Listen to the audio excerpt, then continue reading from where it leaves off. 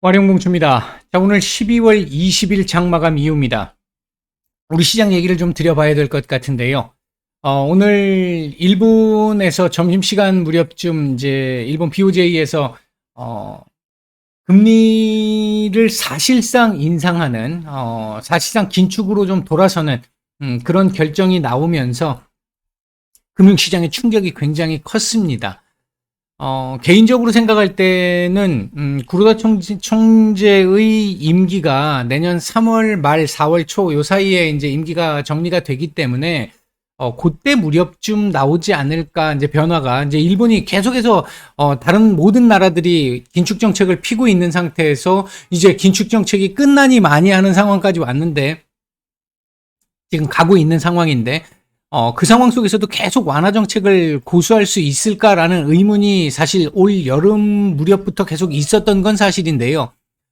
그럼에도 불구하고 꿋꿋하게 버텨왔기 때문에 이제 얼마 남지 않았으니까 혹시 변화를 준다 하더라도, 구로다 총재가 바뀐 그 흐름 정도 전후한 시점이 되지 않겠나라고 본다면 3월, 4월 정도, 내년 3월, 4월 정도라면 미국 같은 경우도 금리 인상은, 이제 정리가 좀 되는, 그래서 홀드가 시작되는, 그런 구간 무렵이기 때문에 충격이 조금은 좀 덜 할 수 있을 것이다 라고 판단을 했던 부분이 있습니다. 그래서 크게, 영향을 생각을 안 했던 부분이 좀 있었는데, 오늘 갑작스럽게 이렇게 결정이 나오면서, 시장에 이제 조금 충격이 좀 더 있었던 부분이 있었죠. 일본 증시 같은 경우는 이 발표 이후에 강보합권 한 0.3% 정도의 강보합권에 있다가 발표 직후에 마이너스 3%까지 밀리는, 지수가 마이너스 3%까지 밀리는 급락이 연출이 됐었고요. 그에 따라서 우리 증시 같은 경우도 이렇게 급락하는 흐름들이 나왔죠. 그리고 우리 같은 경우는 일본보다 하락폭이 훨씬 적었는데, 글로벌 시장 다른 국가들보다 하락폭이 좀 적었는데, 대신 지지부진하게 질질질질 조금씩 더 밀렸던 흐름은 좀 더 있었습니다. 자, 일본이 긴축으로 돌아서게 되는 게 왜 문제가 되느냐 하는 부분을 하나 생각을 해보면요. 일단 기본적으로 뭐 이 얘기는 몇 차례 제가 드렸습니다만, 일본 같은 경우는 달러 자산이 세계적으로도 아주 많은 국가잖아요. 3위 안에 항상 들어가 있는 국가잖아요. 그런 정도의 수준의 국가에서 금리를 인상하게 된다라고 하면, 쉽게 생각하면 일본에서의 금리 인상이 나타난다라고 한다면, 그동안 아주 싼 가격에 일본에서 금리가 아주 쌌으니까 낮은 비용으로 일본 엔화를 바탕으로 조달해 와가지고 미국 국채 쪽이라든지 뭐 다른 쪽에 위험자산 쪽에다가 조금 넣어놓은 것들, 이런 것들을 이제 회수할 수 있다라는 겁니다. 일단 국채시장 쪽에서만 놓고 본다라고 하더라도 현재 미국에 보유돼 있는, 그러니까 미 국채를 보유하고 있는 국가들 중에 역시 서열 3위 안에 들어가는 국가가 일본이잖아요. 그러니까 지금 국채 막대한 사놓은 양을 일부 축소를 시켜야 되겠죠. 그렇게 되면 시장에 국채가 쏟아져 나오게 될 것이고, 그렇게 됐을 때 국채 가격이 급락하는, 그 얘기는 바꿔 얘기하면 국채 금리가 뛰게 되는 상황이 나올 수 있습니다. 아니나 다를까 오늘 이 지수 하락, 이 일본 증시 급락 과정에서 엔화 가치 급등이 나왔고요. 달러 가치 하락이 나왔고, 10년물 국채 선물, 미국의 10년물 국채 선물도 급등세가 나왔습니다. 이제 이 부분이 금융시장을 좀 흔들었던 것으로 보여지고, 이 흔든 부분이 지수 하락으로 이어졌던 이런 모습들이 좀 있었습니다. NK 트레이드라고 하는 그 부분이 아까 말씀드렸던 낮은 이자율이 낮은 국가의 이 자산을 이용을 해서 그러니까 고위험 수익, 고수익을 거둘 수 있는 이 자산에다가 투자를 해가지고 수익을 얻어내는 구조인데, 이제 낮은 비용이 아니라 이제 일본 금리가 올라가게 되면 이 유지비 자체가 높아지는 거잖아요. 이제 이자를 더 많이 내야 되는 상황이니까, 이런 상황이니까 그 부분을 축소시켜야 된다라고 하는, 그게 이제 NK 트레이드 청산이라고 하는 거거든요. 이제 그 부분에 대한 위험성이 아마 시장에 조금 작용을 했던 것 같고요. 과거 사례로 놓고 보면, 뭐, 물론 지금하고 좀 시기적으로 다른 조건들이 좀 많이 안 맞습니다만, 시장에 우리가 굉장히 겁은 많이 냈었는데, 겁냈던 거에 비하면 과거 경험상으로 보면 그렇게 크게 영향을 준 상황 정도까지는 아니었습니다. 일부 영향은 있었는데, 그 정도의 상황이었는데, 지금 같은 경우, 미국 국채 시장도 그렇게 안정적이지 못한 상황에 구간에 있다라고 하는 부분, 아직까지 금리 인상이 조금 더 남아있는 상황, 플러스 알파에 대한 우려가 남아있고 경기 침체 우려가 남아있는 상황에서 추가적인 부분이기 때문에 어떻게 될지 조금 지켜봐야 될 것 같습니다. 오늘 미국 시장 굉장히 중요할 것 같고요.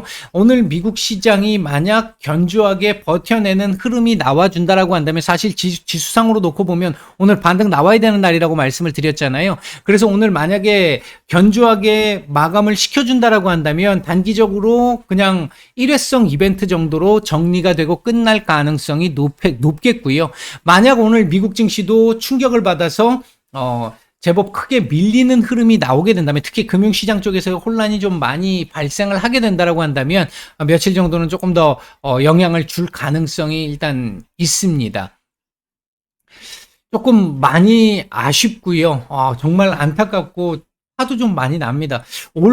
제가 마감 브리핑에서도 말씀을 한번 드렸습니다만, 올해 2022년도, 도대체 무슨 애군이 이렇게까지 많은 건지, 우리 한국 증시에 애군이 왜 이렇게 많은 건지, 1월달 한번 돌이켜 보시면요. 1월달에, 한 20여 기업에서 배임 횡령들 사건들이 계속 터졌었죠. 이게 말도 안 되는, 역대 이런 경우가 없었습니다.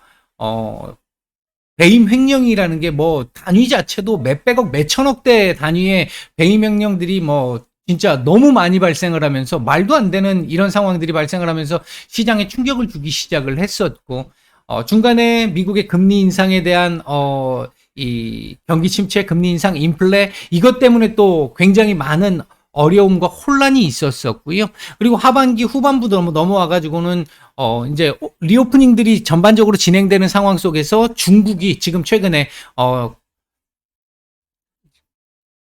사투리를 좀 쓰면 가로늦게 중국이 이 리오프닝에 합류를 하면서 지금 현재 확진자 사망자 수가 급증하는 이런 상황이 나오면서 시장에 또 조금 불안감을 주고 있는 상황.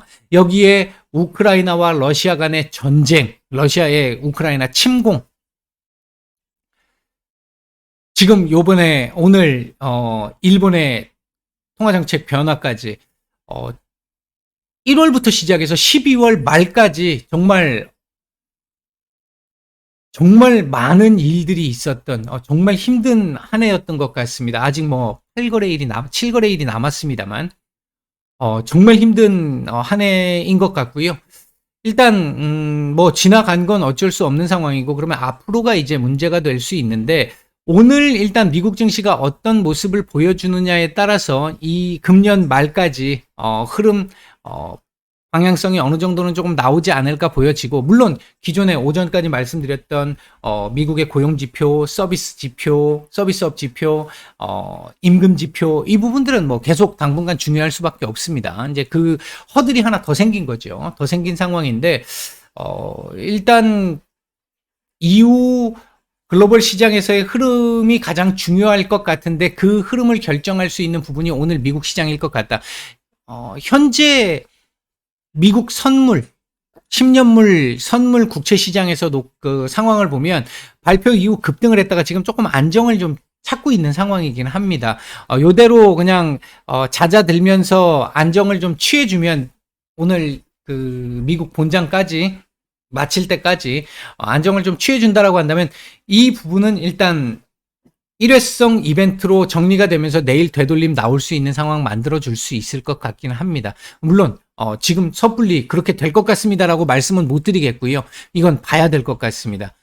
이 지금 일본의 통화정책의 변화가 글로벌 금융시장에 엄청난 변화를 가져다 줄 수 있는, 걔는 일본 애들이 그만큼 많은 자금을 해외에다가 뿌려놓은 게 있기 때문에 이 부분을 그냥 섣불리 얘기할 수 있는 상황은 아니기 때문에 일단 조금 오늘 하루는 지켜봐야 될 것 같다. 일단 그렇게 말씀을 드리겠고요. 오늘 외국인들 현물 매도가 좀 있었습니다만 동시효과에서 현물 매도를 크게 줄였습니다. 크게 줄였고 선물 같은 경우도 매도 요 구간에서 매도세가 제법 컸습니다만 조금씩 매도를 줄여 나가기 시작하더니 동시효과 이후부터 시작해서 결국 매수 우위로 전환하는 모습이었습니다.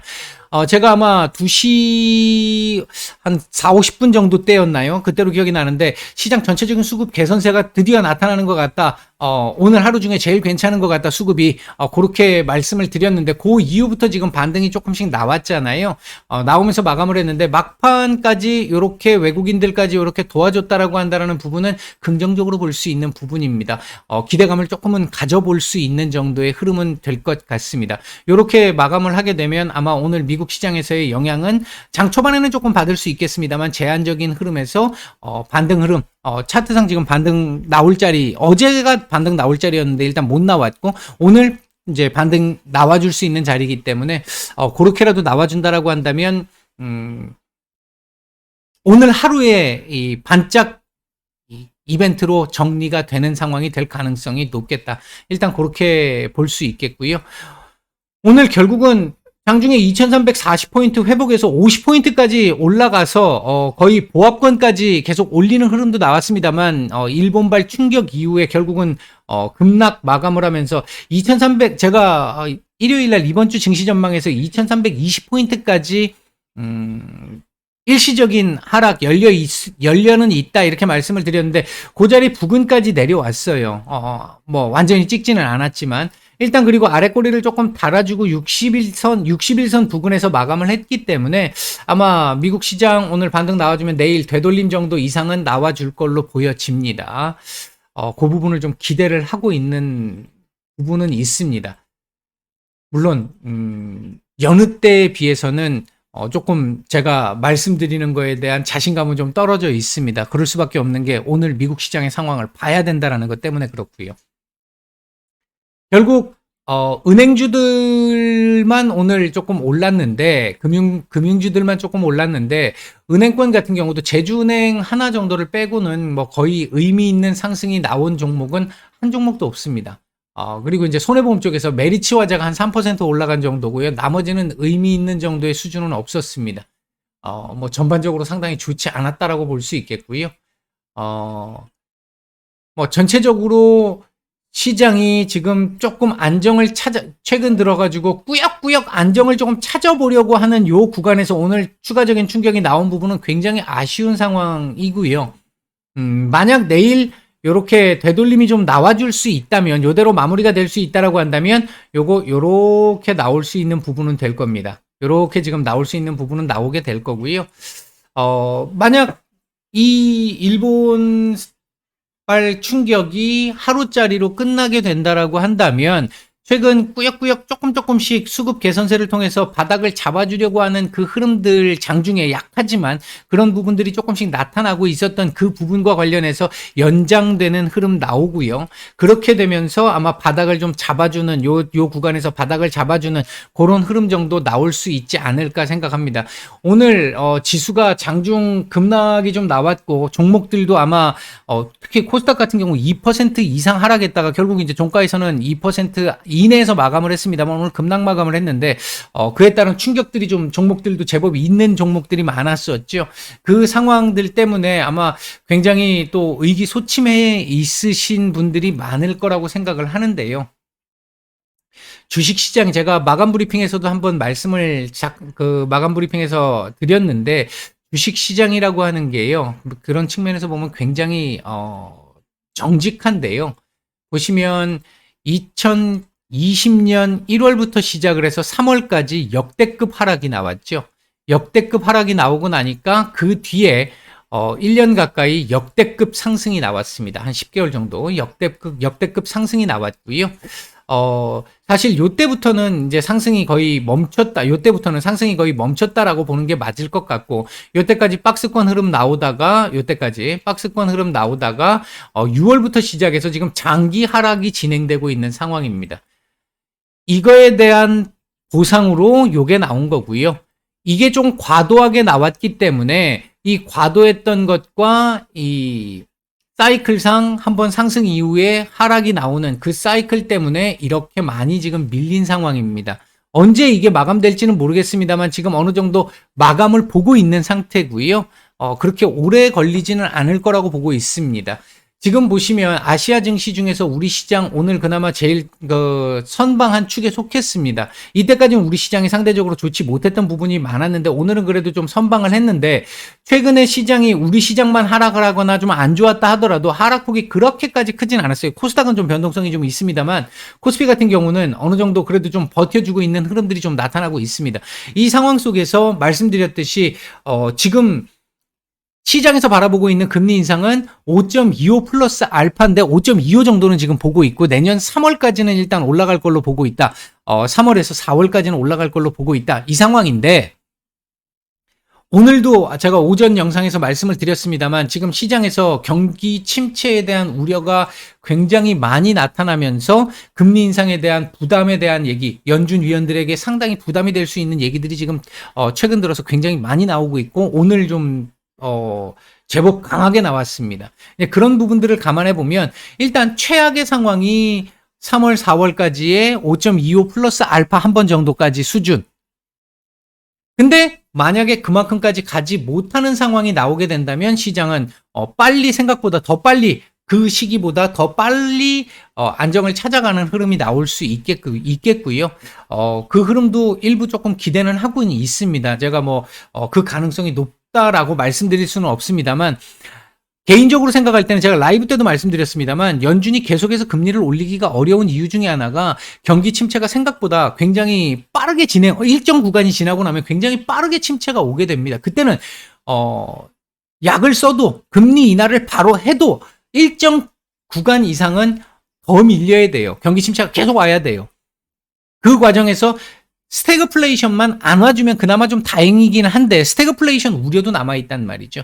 그런 부분들이 있기 때문에 연준 입장에서 좀 부담이 많이 될 수 있는 지금 구간입니다. 그래서 함부로 계속해서 올리기는 좀 어려운 상황이고 기대 인플레를 꺾어야 된다는 것 때문에 지금 강경한 발언들이 지금 많이 나오고 있는 건데 인플레 지표들만 꾸준하게 계속해서 꺾여 나가는 흐름들 나오게 된다면 아까 말씀드렸듯이 임금이나 고용 쪽에서도 이제 그런 조짐이 보여야 되는 거죠. 그런 정도의 흐름만 나와주게 된다 하더라도 연준의 발언 톤은 상당히 완화될 수 있겠다. 그게 내년 초 정도로 보고 있다. 1월, 2월 사이에 아마 지표들 조금씩 꺾이기 시작하는 흐름들이 이제 고용이나 이 서비스 쪽에서 꺾이는 흐름들이 나오기 시작을 하면서 연준 위원들의 톤이 완화될 가능성, 그러면 최종 금리 수준도 낮아질 가능성, 요 지금 사이클로 맞아갈 가능성도 지금 저는 개인적으로 보고 있는 상황이긴 합니다. 그렇게 되면 생각보다 조금 더 빠르게 움직임들이 좀 나올 수 있는 상황일 것이고요. 아무튼 오늘 같은 경우는 그러니까 이 일본 증시의 급락, 통화 정책의 급변에 따라서 일본 증시의 급락의 영향을 좀 많이 받았는데 미국 시장 오늘 결과 미국의 국채 금리 이게 오늘 일단 가장 중요한 포인트가 될 것 같다. 이런 정도 말씀을 드리고 오늘 말씀 정리를 하겠습니다. 오늘 종목 말씀은 따로 드리지 않겠습니다. 오늘 하루 모두 정말 힘들었던 하루였는데요. 고생 많으셨습니다. 마치겠습니다.